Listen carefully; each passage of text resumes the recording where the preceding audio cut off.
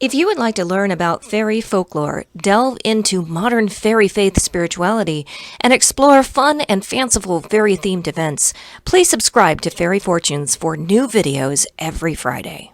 Hello, my fair friends. I'm Ruby Ruse, and this is Fairy Fortune, and today we are talking about protection from the fairies. Now, it is really a modern construct for fairies to be welcomed and desired and invited into human life. In more ancient times, fairies were considered as very mischievous and mostly malevolent beings that you did not necessarily want anywhere near you. Fairies were attributed with stealing children and young mothers especially, and there were many stories of people being taken into fairyland and having problems getting back from fairyland, and when they did return, returned with many undesirable consequences. So in ancient times, it was really encouraged to protect yourself from the fairies and not invite them into your life. I routinely talk about that while I encourage working with fairy spirits and learning from them, I always relate that morality is a human construct. Fairies do not have human morality. They are both malevolent and benevolent simultaneously. So yes, it can be dangerous to work with fairy spirits. Now, the most common protection against fairy spirits was iron. Iron is said to both draw and ground magical energy. And if you think about this, this is a demonstrated fact. Lightning rods were used on buildings prior to Benjamin Franklin experimenting with them in the 1750s. And this is due to the fact that iron was able to draw in the power of the lightning and safely ground it so the inhabitants of those buildings were safe. And iron has all of these amazing properties to it. It magnetizes it. An iron needle in a bowl of water was able to direct sailors to the position of north so that they could pilot their ships even when the stars in the sky were unavailable for them to use to guide them. Iron is magic in and of itself with its power of magnetism. Now, in ancient times, iron was primarily used as the bed frames for the beds of children in order to protect them from being stolen from the fairies. Children's diapers and garments were also fastened with iron pins for the same purpose. Horseshoes are known to be lucky magical talismans, and they were often hung on doors and buildings to promote good luck, but also to guard and ward against the fairy creatures. In ancient times, the best way to hang a horseshoe was in a C shape in order to represent the crescent moon. Curved scythes were actually embedded into chimneys in order to keep the fairy spirits from coming down the chimney and into the home in ancient times. And adults would often sleep with iron axes under their pillows to guard them and keep them safe. Now, I have talked about the metaphor of people being taken into the realm of fairies in other videos. The one that I spent a great deal of time on this was in my ABCs of Mythology series. F is for the fairy faith. So we will have that video linked for you down below in this description box and also in a card above my head. So I do encourage you to check that video out.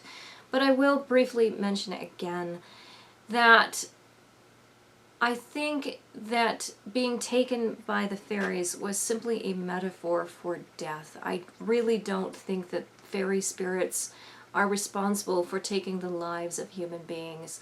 I think it was easier for people to say that a new baby or a young mother had gone into the realm of fairies, because it was a more beautiful thing to say than the person had died in childbirth or had died of complications of childbirth. So I really think that that is where we get those stories. It was a metaphor for death and not necessarily a literal belief. And also, if you think about it, a scythe embedded in the chimney would also keep out birds and animals that would use it to come into the home to find shelter and warmth. And again, is that in older times they had human beings that were just as deviant and malicious as they are in this day and age. So sleeping with an axe under your pillow was also a guard against human beings that might be sneaking into your home as well. But as with all of the protections that I'm going to be talking about today, there are many discrepancies when it comes to iron as a protection against the fairies.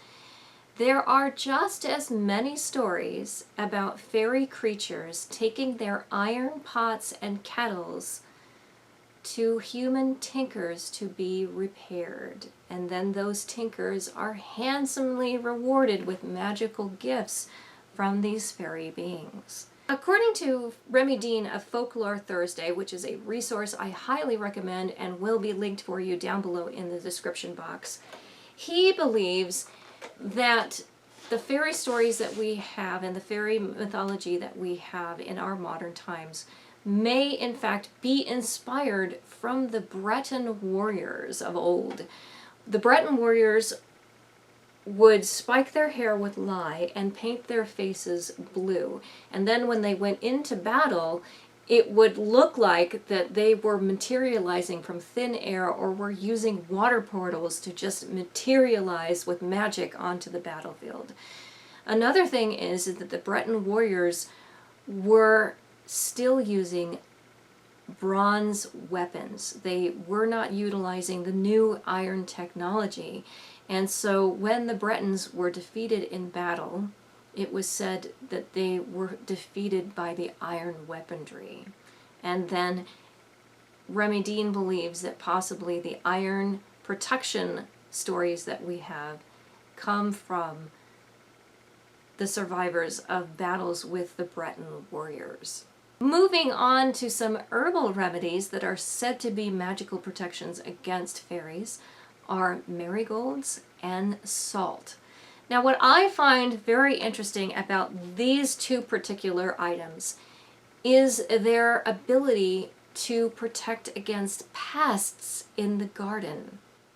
Salt, of course, is very toxic to things like snails and slugs. And the scent of marigolds is very unpleasant to things like mosquitoes, but it also attracts very helpful insects like the ladybug that will eat pests like aphids. Some additional herbal remedies that are said to guard against fairies are St. John's wort and primrose.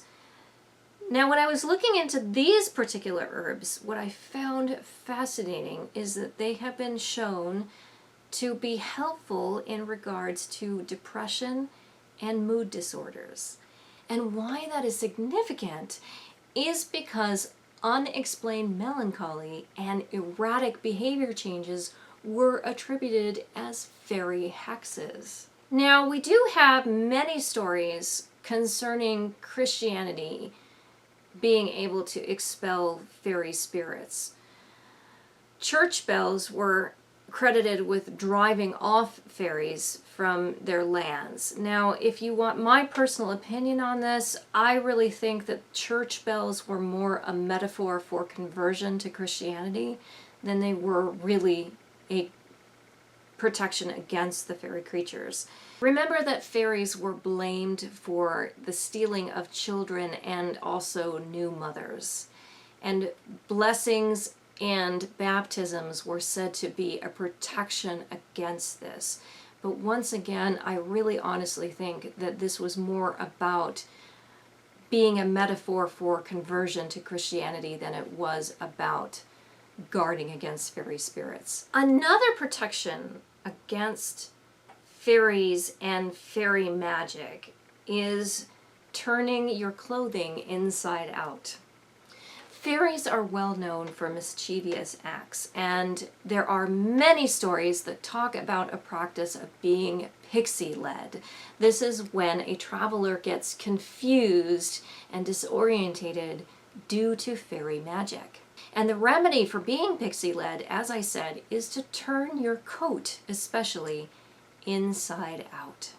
However, I think that this practice of turning your clothing inside out, turning your coat, has the same source as being a turncoat, meaning that you are a military defector or a coward. The term turncoat is documented as early as the 1570s. Now, in more ancient times, military uniforms had different fabric on the inside of their coats. And in addition to that, it was a very popular and common practice for gentlemen especially to wear some kind of badge on their coat that would designate a certain political party or leaning. To turn your coat inside out then was to hide your military office or your political designation. And then you had a better chance of being able to move through enemy territory without being molested. And how this might relate to protection against fairies is, remember that in ancient times, fairies were seen as very antagonistic, and it was considered exceptionally dangerous to pass through their land. Some very special protections against fairies included the four-leaf clover and the hagstone. Now, four-leaf clovers generally grow in groups of 3 leaves, but there is a mutation that will produce a lucky four-leaf clover. And hagstones, if you're not familiar, are small stones with a naturally occurring erosion that creates a hole in the center of the stone.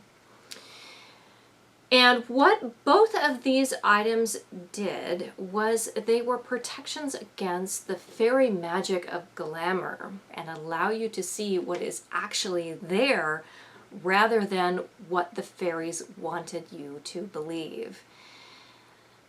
I think that their power lies in the ability to change your perception and the rarity of the item giving you that idea to take absolutely nothing for granted. Unfortunately, when all is said and done, I really don't think that any of the protections that I've talked about here today are really going to help you ward away fairy spirits. I do think that if you carry an iron nail or rod with you, you may be able to ground down fairy magic thrown at you.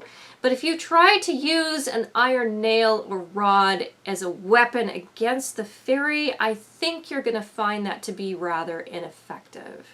Like iron, four-leaf clovers and hagstones may have some innate magical qualities that I think could be beneficial. It's important to remember, though, that the clover and the hagstones only allow you to change your perception, to help you see what is really there. Neither hagstones nor four-leaf clovers, even in the ancient folklore, really gave you much protection or wards against fairies. They were to help you see through their glamour magic. Fairies come in all shapes and sizes, and I do believe that salt could in fact be caustic to some fairies that have a similar pH balance to snails and slugs.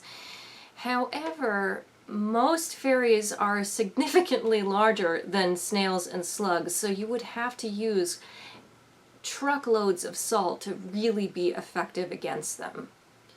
And to be honest, I really don't think that marigolds and other unpleasantly scented plants and herbs are going to offer much protection against fairies.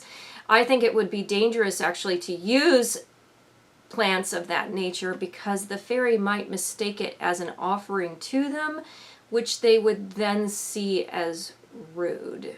St. John's wort and primrose may be beneficial to you if you suffer from depression and mood swings, but these are in fact health issues, and I don't believe that they have anything to do with the influence of fairy spirits.